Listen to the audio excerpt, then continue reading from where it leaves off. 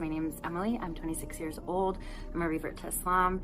I'm a single mom and I'm a full-time student where I'm studying actually political science and nonprofit management, which is a really, really cool thing to study.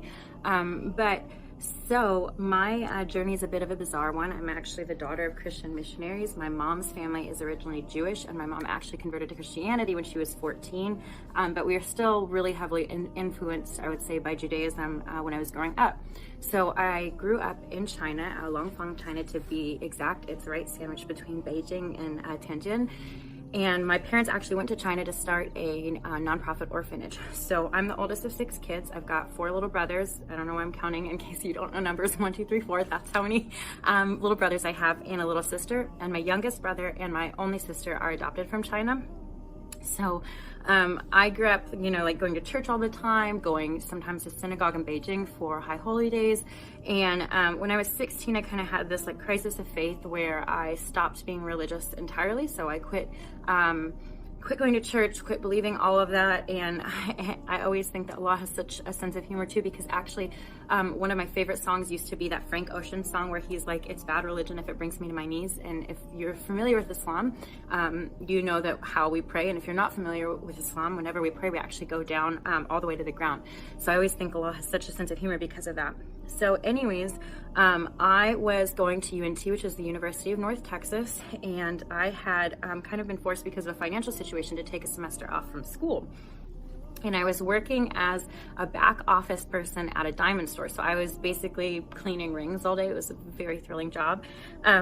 When a gentleman came in with his wife, and they were both speaking Mandarin, and so I love like a chance to practice Mandarin, and so I started speaking them in Chinese. And also, backstory, this is important as well. When I was at UNT, I had gotten pretty heavily involved with activism.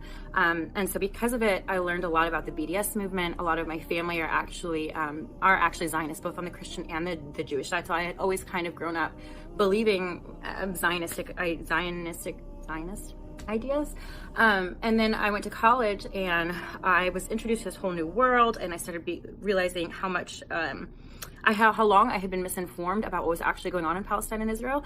And so I became active in the BDS movement. And then around the same time, I was working at a department store, and I met this Moroccan woman who she had 4 sons. It's been a while, but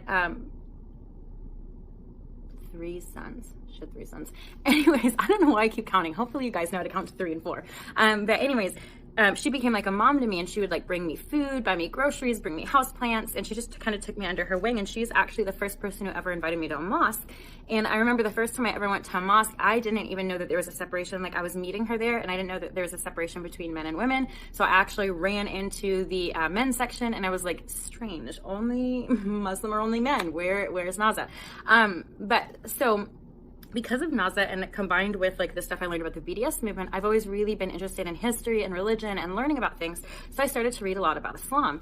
And then I started to listen to the Quran in Arabic, and I had, some traumatic things happen, and listening to the Quran didn't take away the trauma, but it made it so much easier to sleep at night, and it brought me a lot of relief. And so when I was working at the diamond store, I had kind of reached this like pivotal point where I had to decide, like, was I interested in Islam just for the sake of learning about Islam, or was this going to be a faith choice for me? And I was terrified that it was going to be a faith choice for me, because if I was going to do that, it was going to change the trajectory of my entire life, my entire life. So I was right at this point where I was trying to decide, what it was that I was going to do.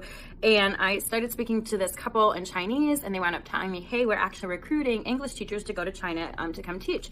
So would you be interested in coming and joining our company and coming to teach? And I was like, yes, absolutely. Like, that sounds wonderful. So subhanAllah, a week before I was supposed to go to one province, it was actually Shanghai, I met with the recruiter, and he was like, yeah, I know how a lot of Americans feel about Muslims.